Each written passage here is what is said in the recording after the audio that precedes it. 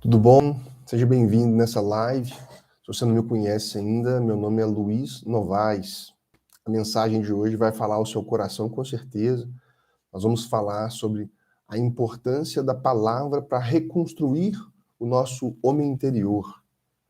Quero começar falando para você sobre um pouco da minha conversão, que há um tempo atrás, uns dias atrás, eu me peguei refletindo sobre o porquê de muitas pessoas lerem a Bíblia e não receberem uma mudança real na vida delas. Uma mudança. As pessoas estão envolvidas em problemas, sejam familiares, no trabalho, as pessoas também têm problemas sobre a sua própria imagem, uma autoestima com problemas, né, que impedem o crescimento, impedem bons relacionamentos, a falta do amor próprio, quando a pessoa não tem uma cura interior, ela não consegue nem receber o amor de Deus por ela. Então tudo isso veio ao meu coração, eu refleti sobre isso, e eu passei por tudo isso. Eu tinha muitos problemas antes de fazer uma aliança com Jesus Cristo. E eu quero contar esse trecho aqui bem breve sobre essa parte dessa mudança, porque o que aconteceu comigo. Eu tinha muitos problemas envolvendo a necessidade de cura interior. Tinha alguns bons relacionamentos, tinha outros que não eram tão bons, mas eu percebo que havia muitas feridas que precisavam ser saradas. E o que acontece? Naquele período ali, antes de eu me converter, eu tinha algo que tomava muito meu tempo. Eu estudava. No centro da minha vida estava a minha carreira profissional. Eu estudava para uma área de concurso público, área jurídica, que é a área que eu tenho formação, e eu me recordo que durante 7, 8, talvez 9 anos seguidos, eu permaneci estudando uma faixa de 3 horas, que é o mínimo, mas chegava a 5 horas, 6 horas por dia. Então eu saía do trabalho e a minha vida era aquilo. E eu morava perto de uma praia, mas era muito raro, vamos dizer assim, era incomum eu ir até a praia. Às vezes eu ia na parte do prédio onde tinha o céu aberto, tinha piscina, ficava ali lendo, mas a minha vida era aquilo. Aquilo parece que era uma busca para preencher o vazio que havia na minha vida. E quando a palavra de Deus chegou ao meu coração, no meio da pandemia, no início da pandemia, na verdade, quando o Espírito Santo entrou na minha vida, eu fui abalado. As estruturas que eu havia construído ao longo da vida e aquela busca incessante, muito intensa pela aprovação no concurso público, o crescimento na carreira profissional, aquilo foi abalado. E eu sei dizer que numa faixa de 1 mês a 2 meses, aquilo já havia se tornado parte do meu passado. Eu já não queria mais ser aprovado numa prova e até mesmo se me oferecessem de graça na bandeja aquela posição, aquele cargo que eu tanto buscava, eu não via mais graça, não era algo que eu buscasse, não tinha mais brilho. E não ficou tristeza, não ficou sentimento de frustração ou um sentimento de derrota, porque foram 7, 8 anos muito intensos estudando, fazendo viagens para muitos estados. Devo ter feito viagem para 8, 9 estados, e eram muitas viagens. E eu fui aprovado em algumas provas, só que eram várias provas seguidas, né? Então você tinha que ser aprovado em 4 ou 5 provas. Eu não consegui passar em todas, mas eu passava nas primeiras. Era muito difícil, ainda assim eu passava. Mas o que eu quero te mostrar é que quando a palavra chegou, eu fui abalado. Aquilo passou. Já, como diz a Escritura, tudo se fez novo. Nesse ponto, tudo se fez novo. E agora, eu quero falar com você o seguinte: nós precisamos de dar espaço para a palavra de Deus. Quando eu refleti sobre esse ponto de por que muitas pessoas leem a Bíblia e não têm transformação, e eu experimentei transformações muito rápidas e profundas, eu vejo que um ponto que fez muita diferença foi a forma como eu acolhi a palavra de Deus, a forma como eu me comportei diante da palavra. Eu me dediquei a ler a palavra de Deus, eu me dediquei a entender a palavra de Deus. Eu tive que tirar tempo, às vezes 1 hora, conforme o tempo que eu tinha, como na pandemia houve uma redução no volume de trabalho, eu tive muito tempo, então eu me dediquei muitas horas para ler a Bíblia. Então, eu lia 10 páginas, 20 páginas, tive uma meta de ler 40 páginas da Bíblia por dia. Não mantive por longo tempo 40 páginas, mas 20 páginas eu conseguia. Eu comecei a buscar livros. Então, tudo isso mostra como foi a minha postura de acolhimento em relação à palavra. E o que acontece com a palavra? A mudança que a palavra gera em nós, o poder que a palavra de Deus tem para transformar, depende de algo que muita gente ignora. É a parte que nós desempenhamos no processo. Não há mudança pela palavra de Deus se não houver a sua participação no processo. Você participa, então você ouve a mensagem, você precisa de acolher a mensagem. Se houve uma pregação, se houve um versículo, você tem que acolher, você tem que ouvir e ele tem que passar pela sua mente. Só que o processo de transformação, se ele ficar apenas na mente, ele é muito superficial. Esse não é o projeto de Deus. Eu quero te mostrar exatamente qual que é o projeto de Deus. Eu preciso de ouvir a mensagem, esse é o ponto inicial. Tem que ter quem pregue para que eu ouça. Então hoje é fácil de ouvir a palavra. Eu ouço a palavra, eu preciso de aceitar a palavra. E quanto mais eu me expuser aos pensamentos de Deus, a forma como Deus vê todas as coisas, quanto maior for a minha exposição, mais espaço haverá para que a palavra de Deus transforme o meu modo de pensar, de viver, de agir, né? E a minha mente, então, ficou aberta para aquilo que a Bíblia diz. Eu lia e eu aceitava o que a Bíblia estava dizendo. Agora, esse processo mental, como eu falei, ele é muito superficial. Lá em João, capítulo 3, no versículo 5, tem a conversa entre Jesus e Nicodemos, que é uma conversa muito conhecida. E ali nós vemos que Jesus explica o seguinte: quando nós nascemos da nossa mãe, nós somos filhos de homem, filhos de um ser humano. Nós somos filhos da carne, viemos da carne. Mas quem nasce de Deus é espírito. Então, Deus é espírito, você confessou Jesus como seu Senhor e Salvador, você nasceu de Deus.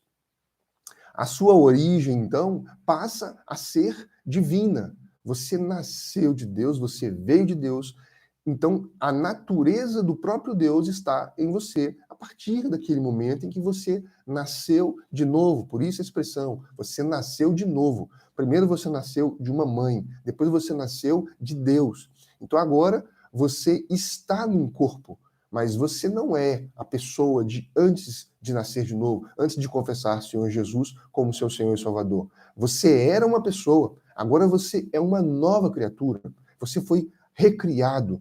O seu espírito, ele ressurgiu e dessa vez ele veio de Deus. Inicialmente nós nascemos da nossa mãe, mas com um espírito morto. Estamos no reino das trevas. Então quando você nasce de novo, você nasce vindo do próprio Deus. A sua origem, então, é Deus. E Deus está onde? Deus está no céu. Assim como Jesus disse, eu vim do Pai, eu vim do alto, nós viemos do Pai, viemos do alto. Pois bem, eu estou falando essa parte do novo nascimento para te mostrar que você é um espírito. Você é um ser espiritual. Se você é um ser espiritual, importa para Deus que a palavra dele faça parte do seu espírito, de quem você é. Essa é a fé que agrada a Deus. Uma fé que está no seu interior, no seu espírito. Ela não está no seu nível mental. Então, quando a gente lê e grava a palavra, isso fica no nível da alma ou no nível da mente. Não é o nível mais profundo que a palavra pode chegar. O plano de Deus é que a sua mensagem seja acolhida no nosso espírito. No nosso espírito. Ele quer nos construir pela palavra. Ele se relaciona com você e comigo pelo nosso espírito e não pela nossa mente. Em todo lugar que você vai encontrar pessoas que dizem, eu sou cristão, eu sou evangélico, eu sou católico. E essas pessoas ainda estão crendo em Jesus no nível da mente. Esse não é o projeto de Deus, porque isso é muito superficial. Quando nós cremos no nível da mente, nós não conseguimos viver de acordo com essa mente. Quando você tem uma verdade entranhada no seu espírito, você vai perceber que naturalmente o que você faz e o que você fala expressa aquilo. Você não consegue fazer diferente porque faz parte de você. Você vai agir de acordo com isso, porque faz parte de você. Eu vou explicar melhor para você isso ao longo dessa mensagem. Dar um exemplo para você. Eu tenho o costume de orar por pessoas que precisam e que pedem, ou às vezes quando eu vejo que a pessoa precisa, eu ofereço também. No final do livro de Marcos, no capítulo 16, ali no versículo 18 e 19, Jesus fala que pessoas de fé, elas vão fazer algumas coisas, alguns sinais estarão presentes na vida dessas pessoas. Um desses sinais é que essas pessoas de fé, pessoas obedientes a Deus, elas vão orar pelos doentes. Você pode orar pelo um doente que está na igreja, como uma pessoa que não está, uma pessoa que ainda não tem Jesus como Senhor e Salvador. Então, eu costumo orar. Então, eu coloco a mão sobre os doentes para que Deus possa curar aquelas pessoas. E, por incrível que pareça, muitas pessoas não sabem disso, mas é muito comum que as curas aconteçam instantaneamente. Em outros casos, a cura acontece um pouco mais devagar, mas a cura acontece quando existe fé. Então eu obedeço a Deus, coloco a mão sobre as pessoas que estão abertas a isso ou que pedem, e Deus faz a obra que ele prometeu fazer. Ele vai manifestar o poder dele, ele vai curar as pessoas. Mas Jesus, você percebe que ele provocava a fé das pessoas. Uma vez o cego correu até ele, Bartimeu, correu e sendo cego, né, e ele sendo um homem que curava os doentes, quando o cego chegou até ele, ele podia dizer, vem cá, eu vou orar para você. Ele não fez isso. Ele provocou a fé daquele homem. Ele disse, o que você quer que eu te faça?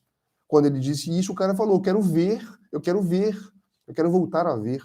E Jesus diz para ele, veja, você está curado. E aquele homem começou a ver. Mas eu estou falando isso para mostrar que Jesus provocava a fé das pessoas. Então eu faço isso quando o Espírito me orienta a fazer. Eu provoco, eu pergunto, você crê? Você crê? Você crê que Deus quer te curar? E as pessoas, elas respondem geralmente, sim, eu creio, Deus quer a minha saúde, Ele não quer que eu esteja doente. Então acontece que eu oro. E, como disse, né, por incrível que pareça, a palavra de Deus ela se cumpre. As pessoas são curadas, sem remédio, sem médico. Só que acontece em algumas situações de a cura não acontecer. E não acontece nada. A pessoa simplesmente, ela tinha uma dor, a dor continua. E nesses casos, eu sei que se orar uma segunda vez, costuma acontecer a cura. Só que tem pessoas que eu não repito. Eu simplesmente pergunto, olha, a dor sumiu? E essas pessoas dizem assim, olha, não sumiu, mas Deus sabe o que faz. Tudo tem um tempo. Se Deus tiver que me tratar por meio dessa dor, dessa doença, ele tem um propósito e eu respeito os propósitos dele. Estou te contando isso para você entender o quê? Que isso não é fé. Isso não é fé porque não está no espírito, estava na mente. A pessoa me disse que tinha fé quando eu perguntei para ela, tem fé, você crê? Ela disse, creio.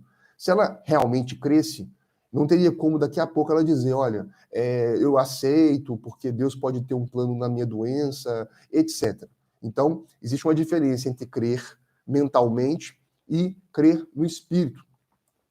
E esse tipo de pessoa que afirma que está crendo e não está crendo, isso aí é uma concordância mental. Essa concordância mental, ela não é fé. Ela não tem poder para fazer mudanças. Não tem poder para poder mudar a sua vida, nem para realizar nada. Está apenas aqui, ó. É muito superficial. Agora, sabe qual que é o grande erro? O grande erro que muitas pessoas cometem em relação à palavra de Deus é o erro de discutir com a palavra. Quando eu contei para você meu testemunho aqui, eu mencionei que eu me dedicava a ler a palavra. Só que eu dedicava a ler e eu aceitava a palavra. Eu não discutia com o texto que eu estava lendo. Se a palavra dissesse algo, eu não discutia. Eu refletia, eu meditava, eu pensava assim: como será que é isso? Como será que Deus fazia isso? Ou o que será que Deus quer dizer com isso? Isso aí eu estou refletindo. Outra coisa é você discutir. Eu vou te mostrar como é que seria isso. Discutir seria a pessoa que ela lê um texto, mas ela não aceita aquilo que ela está lendo. Ela não aceita. Então, uma coisa que é comum de ver é o seguinte: vamos supor que você diz assim, ó, Deus, Deus cura os doentes. A pessoa que discute com a palavra, ela ao invés de dizer sim, Deus cura os doentes. Inclusive, um dos nomes de Deus no Velho Testamento é Jeová Rafá. O significado de Jeová Rafá é aquele que cura. Ele disse no Velho Testamento: eu sou aquele que te sara, aquele que te cura. E manifestando Deus no Novo Testamento, Jesus veio mostrar a figura de Deus, mostrar como Deus é. Jesus fez o quê? Para poder manifestar esse desejo de Deus, essa natureza de Deus de curar as pessoas. Ele curou todos os doentes. Nos evangelhos está escrito em mais de um evangelho. Ele curava todos. Jesus não curava alguns e deixava outros de fora. Jesus curou todos os doentes. As pessoas que iam até ele saíam de perto dele curadas. Então, quando você diz Jesus vai te curar, tem pessoas que vão crer nisso. Tem pessoas que vão dizer assim: olha, você está dizendo que Jesus vai curar, só que isso não é verdade. Porque tem uma pessoa na Bíblia que foi doente e não foi curada. Tem uma outra pessoa na Bíblia que tinha dor no estômago e ela não foi curada. Tem uma pessoa na Bíblia que tinha um olho com problema e essa pessoa não foi curada. Então, essa pessoa está discutindo com a palavra de Deus. Discutindo.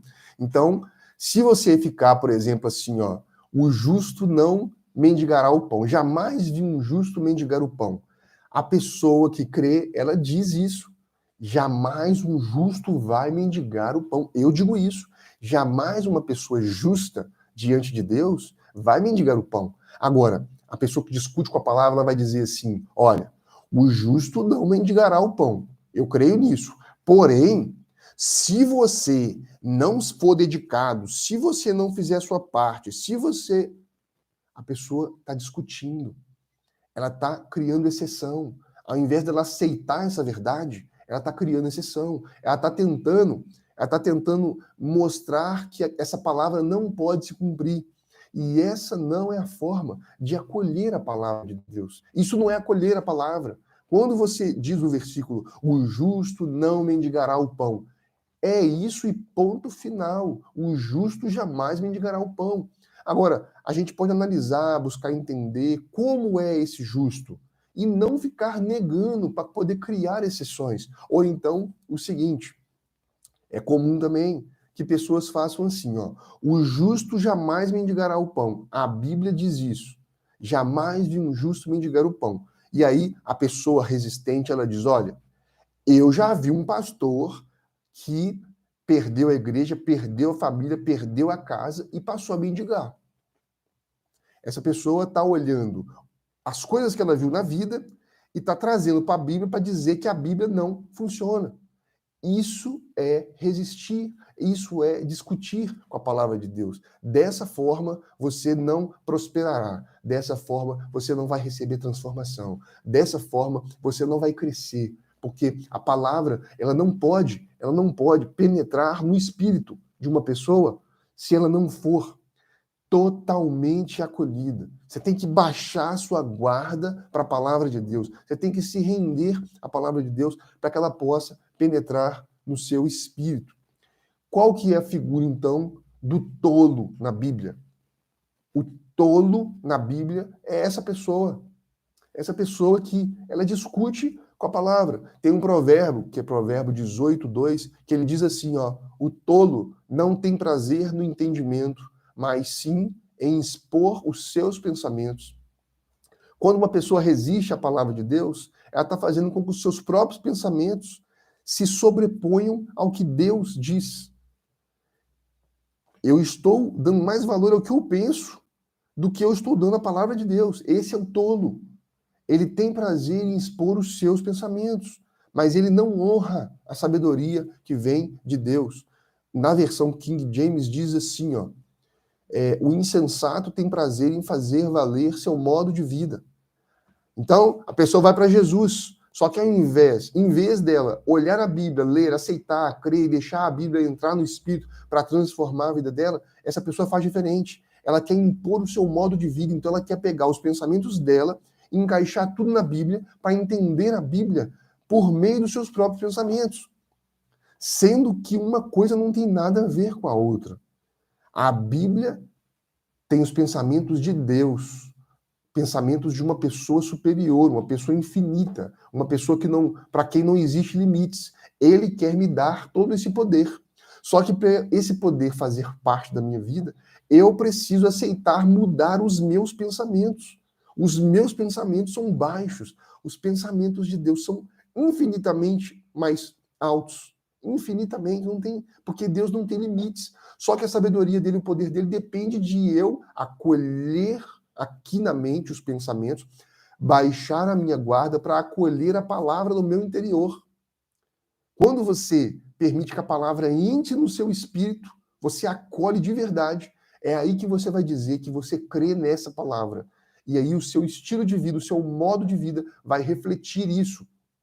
Por quê? Porque isso agora você está sendo reconstruído pela palavra de Deus. Você está sendo reconstruído. Em João 15, versículo 7, Jesus diz assim, ó: se vocês permanecerem em mim e as minhas palavras permanecerem em vocês, pedirão tudo o que quiserem e será feito. Se você se encher da palavra, você vai estar em conexão com o Espírito Santo, com o coração de Jesus. Tudo o que você pedir vai ser feito. Ele disse que é tudo, não tem nada que fica de fora, é tudo. Mas a condição é que você esteja cheio da palavra. Então tem pessoas que você vai ver que estão clamando para receber algo que Deus já deu. Eles estão clamando, chorando, implorando.